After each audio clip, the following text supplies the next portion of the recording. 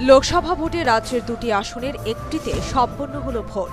রাজ্যের পূর্ব আসনের ভোট আগামী 18 এপ্রিল। পূর্ব আসনের বিজেপি প্রার্থী রেবতী কুমার ত্রিপুরা প্রার্থীর সমর্থনে নির্বাচনী প্রচারে গোটা রাজ্য চষে বেড়াচ্ছেন মুখ্যমন্ত্রী বিপ্লব কুমার দেব। শুক্রবার তৈদু বাজারে প্রার্থী রেবতী কুমার ত্রিপুরার সমর্থনে অনুষ্ঠিত হয় এক নির্বাচনী জনসভা।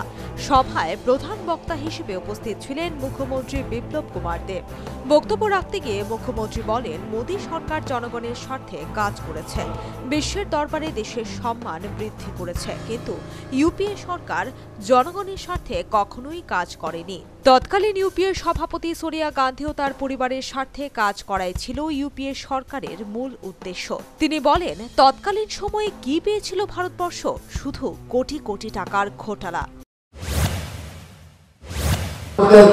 যে কংগ্রেস প্রেসিডেন্ট সোনিয়া গান্ধী কথা মতো চলা এবং ওনাকে খুশ রাখা, এই পরিবারকে খুশ রাখা, সেটাই ছিল ইউপি সরকারের 10 বছরের কাজ। তার জন্য ভারতবাসী কি পেয়েছে? ভারতবাসী পেয়েছে লাখো কোটি টাকার ঘোটালার উপরে ঘোটালা।